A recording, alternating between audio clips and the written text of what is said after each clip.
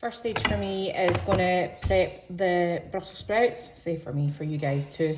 So what we're going to do is take the Brussels sprout, just cut the end off and cut it in half, and then I'm just going to add it into a pot because we're going to boil them.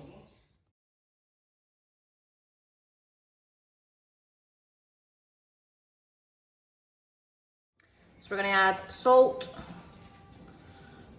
and boil the Brussels sprouts until you can pass a knife through, but there's still a bit of bite to it. You don't want them like mush. Whilst you're cooking your Brussels, get a frying pan, and then I'm just going to add the pancetta into a frying pan, and we're going to start frying that until it starts getting a little bit crispy.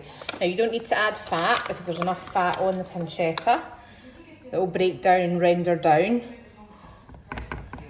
And we want that to be already partially cooked when we add the Brussels back in. So start this off now.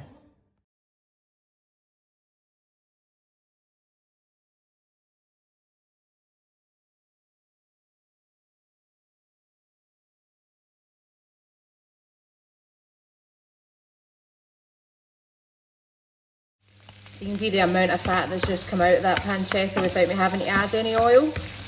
And it's starting to crisp up a little bit as well, so that's what we're after.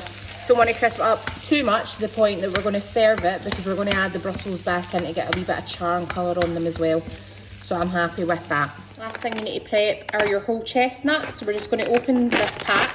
I love these Merchant Gourmet chestnuts. Just love the texture of these through Brussels sprouts. So if you pour them out, you'll see obviously whole chestnuts, and what we're going to do is just chop them up into smaller pieces to put through the Brussels sprouts and pancetta. You can cut them up as small or as big as you want. I like them still fairly big. So I'd say I've chopped the chestnuts maybe into 3 pieces each, 3-4 pieces at max. Just because I like to really taste the chestnut, you can cut them up finer. Totally up to you. To your pancetta mix, I want you to put in your chestnuts. Then all we're waiting on is the Brussels sprouts to be ready, and we're going to add them in and then start frying it up again. Once your Brussels are ready, drain them out. So last stage, add your Brussels sprouts in. And what I want you to do is get it on a high heat, and we're going to continue to agitate the whole time. But what we're looking for is for the Brussels to get a little bit of colour on them, a wee bit of charring, just a wee bit more flavour. And that'll be us. Really simple, easy dish, but hella tasty.